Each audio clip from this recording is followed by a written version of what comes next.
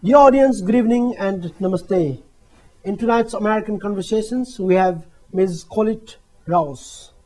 Ms. Rausch is the Director of Rule of Law Center at the United States Institute of Peace. She is also the USIP's Country Director for Nepal. Madam Rausch, good evening. Good evening. And welcome to the American Conversations. Thank you, Krishna. And let's start our conversations with your impending visit to Nepal in July. Why are you visiting there? Sure. As you mentioned, I will be coming in July. I've been working in July with my colleagues there for the past 6 years on a number of rule of law related projects. So I'll be traveling there this July to meet with colleagues in Nepal to discuss our project and the way forward. Despite over a dozen visits to Nepal as rule of law and human rights expert, you are visiting Nepal in July as USIP's Country Director. Could you please highlight some aspects of your impending visit? Yeah, exactly, as you mentioned, the first visit was in 2006. We actually arrived on the day before the king stepped down during John Ondalen II. So over the past 6 years, we've seen a lot of changes.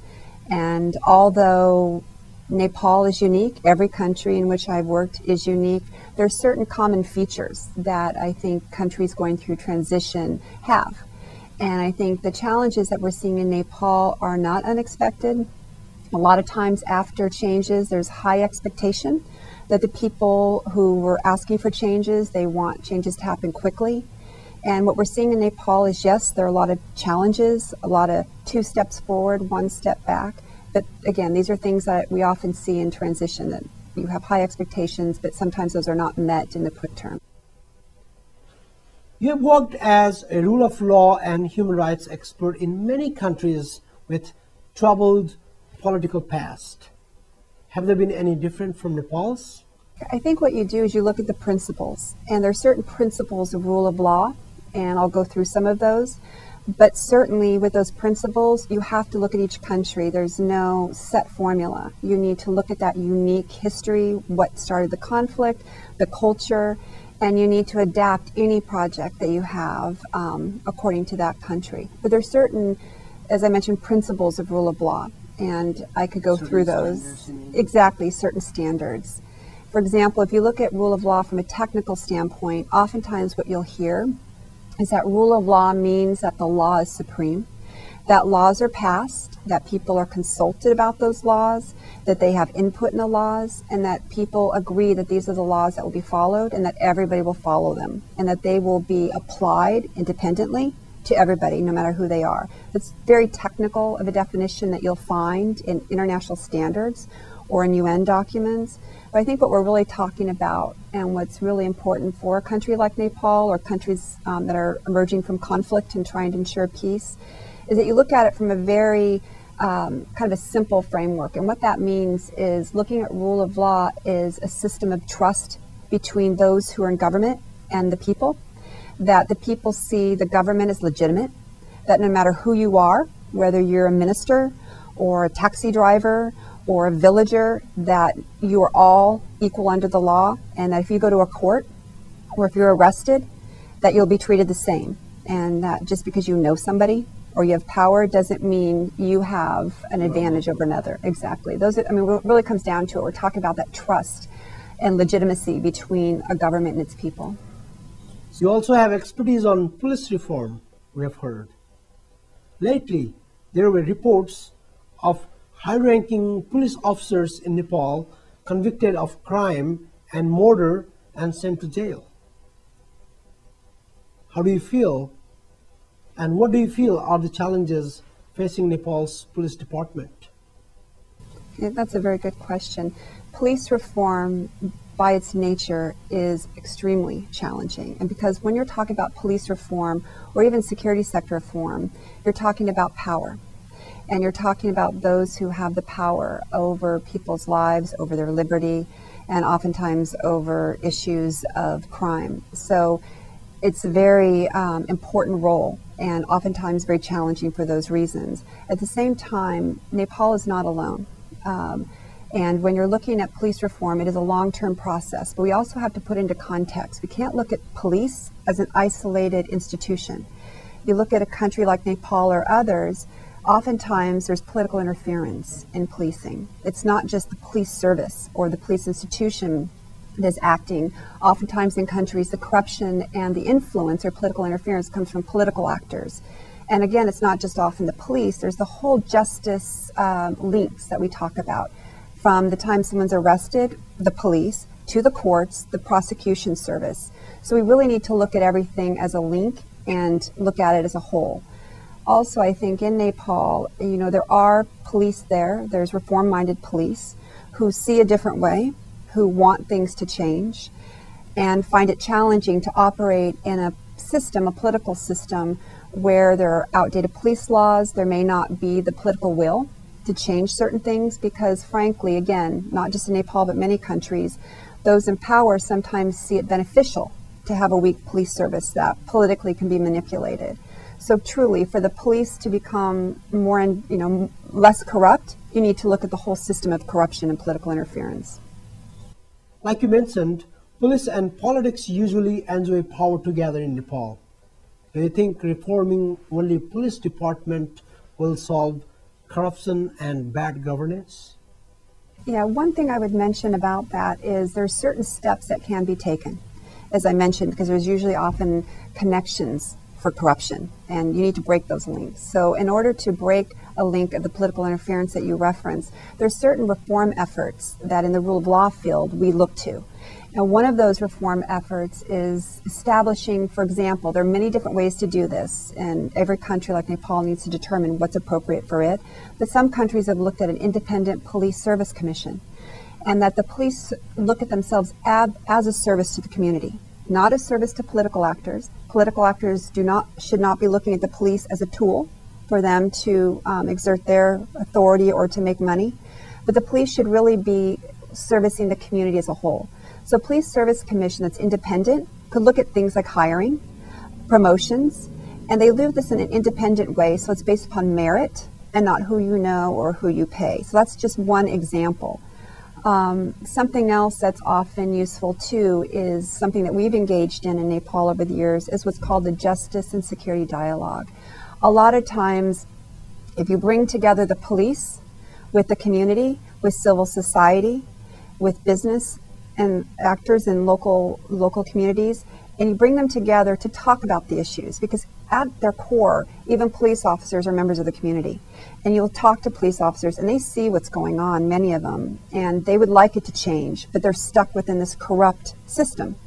And so if you can work within and bring the groups together to build trust, to identify challenges and say, what are the impediments? And they can identify, well, these are the problems, corruption, the things that you mentioned. Then you talk to the groups, well, what would work? And they could push up reform ideas. Because everyone in Nepal, when they get together, they know their challenges, they live it. And if they're given a voice to be able to identify these challenges and some solutions and to push that up to the policymakers, and then putting pressure on the policymakers to make those changes, then that's where I think you'll start seeing things move forward. There is another aspect to it, community policing. How practical do you think this concept will bring about desired change in police-public partnership and break the age-old police-politics partnership? There are a couple different ways of looking at community policing. One is there are community policing programs, and there have been community policing programs instituted in a number of countries, including in the US, and they're only effective, if the police have the community-minded approach. It's changing their mindset. That's the first thing. It's not enough to say you have community police and that they do activities with the public, maybe get together with them or build a building together. That's useful, but that's a start, but it doesn't go far enough. The things that you need to look at, for example, one of the things that we worked on we supported in Nepal is a baseline survey, because the first thing you need to do is to listen to the people. Who are the people who you're supposed to be serving? And so the police needed to know, what do the public think about them? What do they think the problems are? What are the solutions? And so surveyors went out all over Nepal, you know the terrain, hiking to remote villages, going all over from the hills to the Terai, from the east to the west, all over because of the diversity of Nepal. It was so important to get a cross-section of the very diverse Nepal societies, and asking them these very basic questions, so that you're not looking at the police and the government as some elite group separate from the people. And that way, getting their input, that should ideally, if the leaders are listening, inform how that police service can be reformed in order to be responsive to the police and not just to a small group of people. With Nepal's present government in Balkrishna Dhungel's favor, the lawmaker from Maoist party has been avoiding arrest, for the murder of which he has already been convicted by the Supreme Court. How do you see this level of impunity impinging on peace process? Yeah, like I said, I'm not totally familiar with that case. I never feel comfortable commenting on a case I'm not aware of. But certainly in any system of justice, one needs to look at the applicable law and needs to make sure that throughout that process that the laws are applied. As I mentioned, equally, no matter who's being charged or who's at issue. Why is it that the rule of law works well in a developed nation and not so well in a developing nation? I mentioned kind of the technical aspects of it, as well as in all countries and in every situation, that ideally this would be a system where everybody, no matter who you are, is treated fairly, equally, and you have equal access to the law. So a lot of times you'll hear terms like access to justice also, or you'll hear human rights, or you'll hear rule of law. And a lot of times these types of terms are used in different ways, but kind of get at the same issues. The form that they take, whether you have judges or prosecutors or what the laws are really up to each country. So, in a developed country, you certainly wouldn't want to take all the laws and all the systems and say, oh, this is a rule of law system, therefore we should take this and move it to Nepal. Instead, you look at the principles, and then you look within the Nepali context and decide what would work best. Because even laws are reflecting a country's own social norms. And they're exactly. But I think we try to look at some of the international standards and the basic foundations of rule of law and principles. And with those at the core, then you build your justice system accordingly. Let me connect my vague earlier question with this. How difficult is it to bring into practice the rule of law in a country where the system has been placed and in the state of dysfunction? Yeah, no, this is very, very, very challenging. And as I mentioned earlier, Nepal's not alone. And what you find oftentimes is you have to start where people are. I think the mistake a lot of times is it took a long time to get to this point, because in a place like Nepal, the conditions that created a fertile ground for conflict did not happen overnight. And so it takes time in order for a society to move from that and rebuild and find its way. So when I look at a place like Nepal, I know for the people in Nepal, there's a lot of frustration, and they see the impunity, they see the corruption, they see the vision of where they wanted the country to go and the expectations that they had, especially after even going back to John Ondalen 1 and then John Ondalen 2. And then you see 6 years has passed, and talking to colleagues, there were 2 that just visited here. They're frustrated, they're tired, and people just want things to improve. At the same time, Nepal has a lot to be proud of. I've just got back from a few other countries that are just emerging from conflict or struggling, and things are going in a very different way. I think when you look at Nepal, the peace process happened very quickly. I mean, the conflict ended, the king stepped down, you had a peace agreement, and then an interim constitution fairly quickly. That was very quick. So you didn't have very dramatic, but there wasn't a process. So oftentimes what you need is a process. You need a time for people to discuss the challenges. You need time for people to come together and resolve the disputes. So I look at Nepal as kind of a glass half full at times, sometimes a glass half empty. On the glass half full is you have not slid back into conflict. there was a time, as you recall, the first year or two after the peace agreement, it was a little dicey, and a lot of us were concerned who had been, seeing the conflict dynamic, where some of the ethnic charge in the regional between the north and the hills and the Terai were going on. That was disturbing, because one worried that maybe things would take off like a wildfire. Exactly. But Nepal held it together. So Nepal has a lot to be proud of, because as an outsider who's not from there, but looking at it comparatively with other countries, Nepal seems to come to the edge but never falls over. And so that's a very good strength. So Nepal has a lot of strengths. Its people, the willingness and the strength of its people, despite all of the things that have happened in that country, its history, these are all strengths. So that's a glass half full. I think what happens with some of us too is we look at it also and say, with all of that Nepal has, you do wish it would have gone quicker too. You see where it could have been, and I think that does get difficult. But then again, we only have to look at some of the other challenges other countries are facing who are not even moving in the direction that Nepal has. How encouraged are you with the recent development in constitution writing? Response from the common people is that it's running pretty slow. Yeah, it's interesting, and again, I'm just an outsider. I'm not living it, and so I feel like obviously those who are living it have a very different view. But again, I look at it just from my experience in other countries and understanding process. Although it could have gone quicker, sometimes slow can be helpful, because sometimes when things are done so quickly without the needed discussion, then you end up having the problems come later. And so sometimes taking time and resolving it and moving, as long as it's moving, then sometimes that's more useful. The challenge is, and this is where I hope Nepal doesn't end up, and there have been a few times it's happened, is when things stall or people hijack the process and things start going backwards too quickly. But as long as steps are moving forward, I think that's a positive. What are your views on federalism in Nepal? It's interesting listening to the debates over the years, and again, in many countries, especially in countries where historically there are certain regions that feel like they were marginalized or disenfranchised, or where the conflict itself helped stoke some of that, and we see that in a number of countries where I'm working in now, the issue of federalism comes up.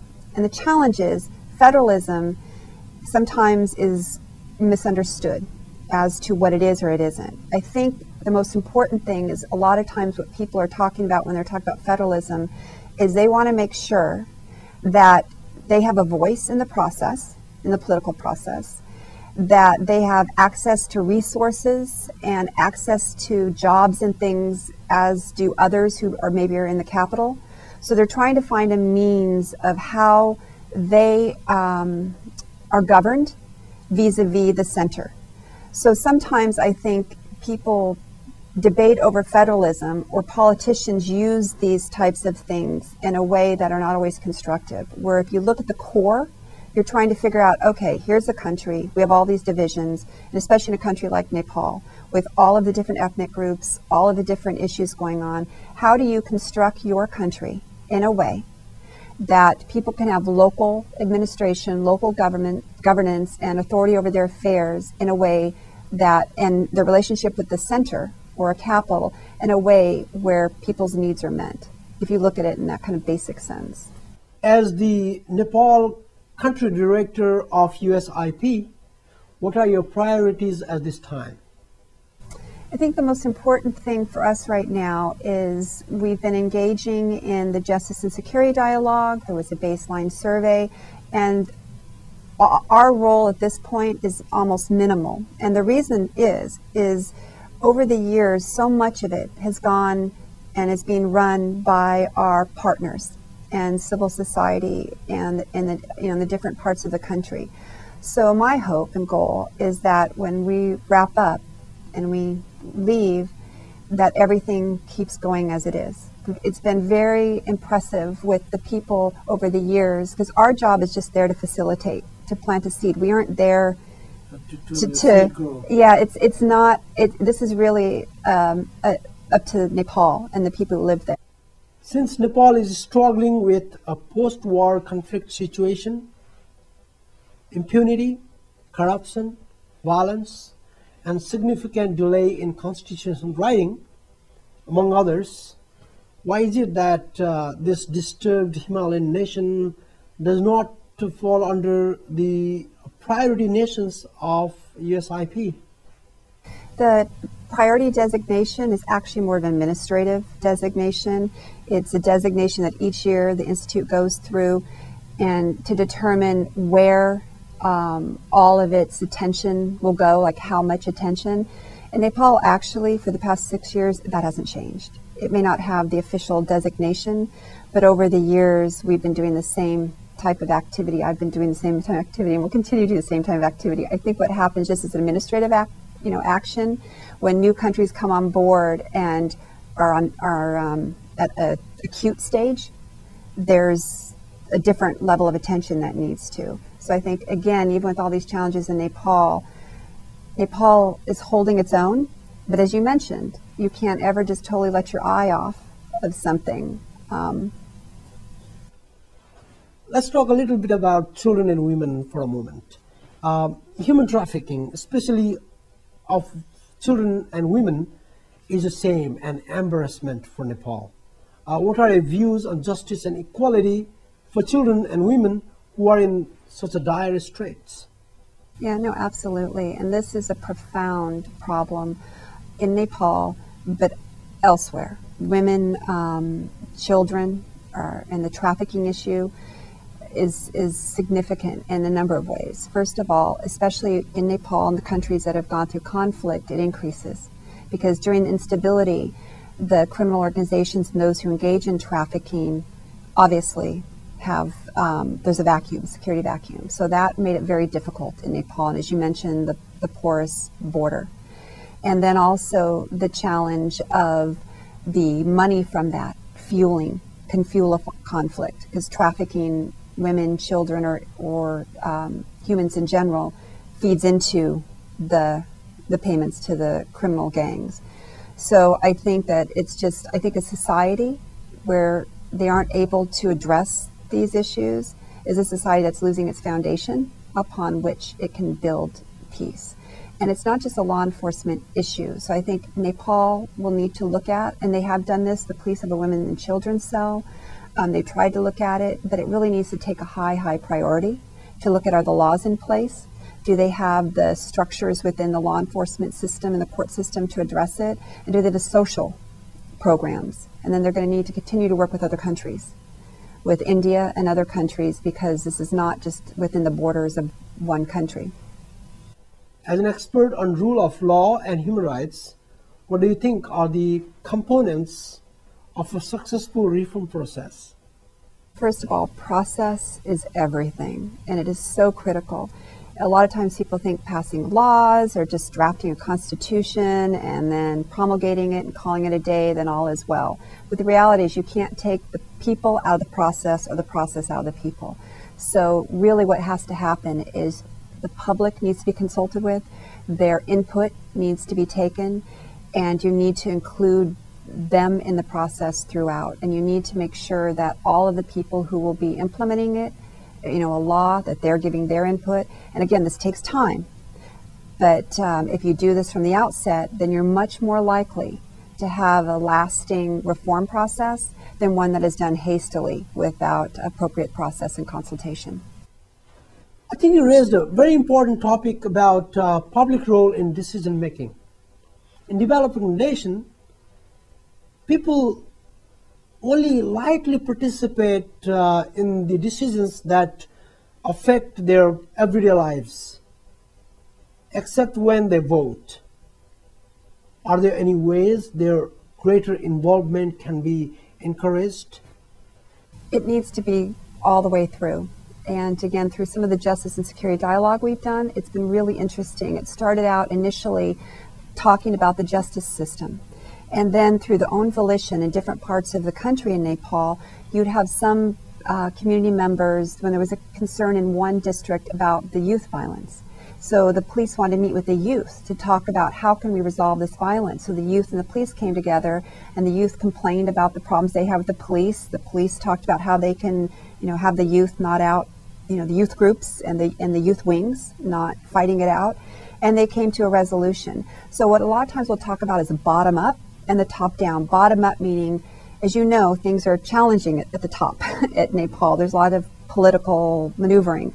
So while that's going on, you can't wait. So it's very important for the people, the public and local level, to work together with their police, with their community leaders, with the public, to resolve those issues. At the same time, push their issues up, through reports, through lobbying, to get those issues to the top, so that you're kind of working at both levels to try to make change. The world assumes that Nepal is a peaceful place.